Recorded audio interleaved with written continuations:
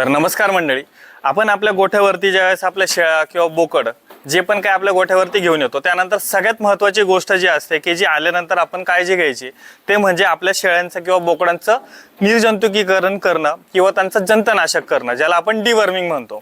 तर त्या डिवर्मिंगसाठी आपल्याला करायचं आहे काय की आपल्या गोठ्यावरती ज्यावेळेस आपण आपल्या पाठी बोकड ज्यावेळेस घेऊन येतो त्यावेळेस बरेचदा होतं काय की आपण बऱ्याच दूरवरून प्रवास करून आलेले असतात, तर त्यांना ते वातावरण बदल झालेला असतो। तर ते वातावरण बदल झाल्यामुळे त्यांना आपल्या इथलं वातावरण सूट होण्यासाठी आपल्याला 2 दिवस थांबावं लागतं। 2 दिवस आपण त्यांना सुका चारा जास्त द्यायचा आणि ओला चारा कमी द्यायचा।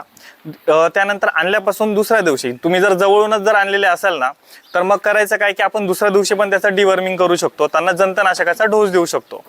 जर तुम्ही खूप दूरवरून आलेले असेल तर त्यांना थोडासा बॉडीला रेस्ट देण्यासाठी किंवा आपल्या वातावरणामध्ये सूट होण्यासाठी 2 दिवस वाट पाहायची आणि तिसऱ्या दिवशी पहाटे म्हणजे सकाळी ज्यावेळेस तुम्ही त्यांना चारा देणार आहे, सकाळचा जो चारा आहे खुराक द्यायच्या आधीचा, तर त्यावेळेस आपल्याला त्यांचं डिवर्मिंग म्हणजे त्यांना जंतनाशकाचा डोस द्यायचा।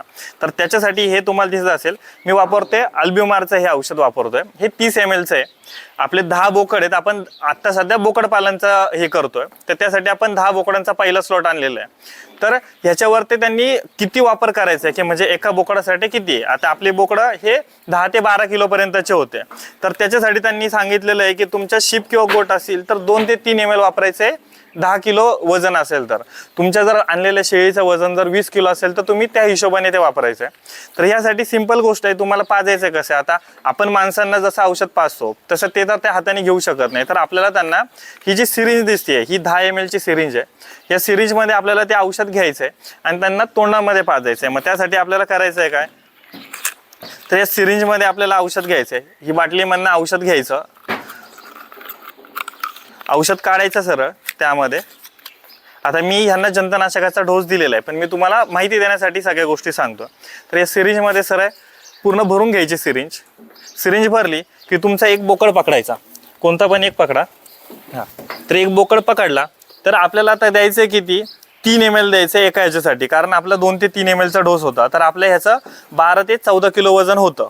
तर त्याच्यामुळे आपण काय केलं की 3 ml प्रत्येकाला दिलं। तर त्यासाठी करायचं काय, फक्त असं दोन्ही पायांच्या मध्ये तुमचा बोकड किंवा पाठ असेल ती पकडायची आणि ती पकडली की असे एका हाताने त्याचं तोंड दाबायचं, तोंड उघडलं की सिरिंज आतमध्ये घालायची आणि त्यांच्या घशामध्ये गेल्यावरती आतमध्ये त्यांना जंतनाशकाचा डोस द्यायचा। तर असं प्रत्येकाला इंडिव्हिज्युअली पकडून तुम्हाला त्यांना जंतनाशक पाजावं लागतं।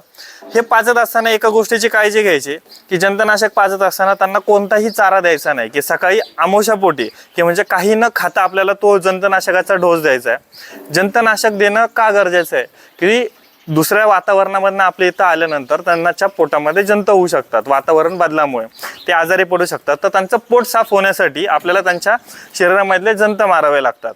तर जंतनाशकाचा डोस दिल्यानंतर त्याचे साईड इफेक्ट काय होतात, तर साईड इफेक्ट म्हणजे काय की ज्या तुमच्या पिल्लांच्या पोटामध्ये जंत असेल तर ते जंत बाहेर पडताना त्यांना जुलाब होतात।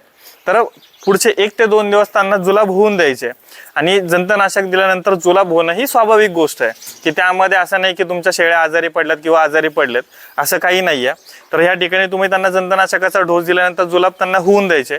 2 दिवसानंतर पण जर बरे नाही झाले तर मग त्यांना जंतनाशकाची आपल्याला जुलाब कशामुळे झाले ते चेक करायचं। जुलाब जर जास्त होत असेल तर त्यांना जुलाबाची गोळी द्यायची, तर ती गोळी कोणती द्यायची ते मी तुम्हाला पुढच्या व्हिडिओमध्ये सांगतो। जर ताप असेल तर काय करायचं, जुलाब झाले तर काय करायचं, तुमचं हे ठसकत असेल तर काय करायचं, हे मी तुम्हाला पुढच्या व्हिडिओ सांगेल। लक्षात ठेवा की तुमचे जे गोट फार्म तुम्ही सुरू करताय तर त्यानंतर ज्यावेळेस तुम्ही खरेदी करून आणता, तुमचा मोठा असेल किंवा छोटा असेल, बोकड किंवा असेल पाठ असेल, तर सगळ्यात महत्त्वाची गोष्ट आहे त्यांचं डिवर्मिंग करणं म्हणजे त्यांचं जंतनाशक करणं। तर या व्हिडिओमध्ये मी आता कोणतं वापरलंय, तर हे मी वापरलंय अल्ब्युमारचं वापरलं। हे 30 ml चं होतं, मी 10 बोकडांसाठी मला हे सफिशियंट झालं आणि हे खूप महाग नाही आहे, फक्त 40 रुपयाला माझं सगळ्यांचं डिवर्मिंग करून झालेलं आहे। 3 ml प्रत्येकाला दिलं, 10 जणांना 30 ml ची ही बॉटल आहे। तुम्ही ह्यापेक्षा मोठी घ्या जर तुमच्याकडे स्लॉट मोठा असेल किंवा शेळ्या किंवा तुमचे बोकड मोठे असतील तर लक्षात ठेवा डिवर्मिंग सगळ्यात महत्त्वाचं आहे। आणि अशाच आणखीन व्हिडिओसाठी आपल्या कृषी दूत केतन चॅनलला नक्की सबस्क्राईब करा। धन्यवाद।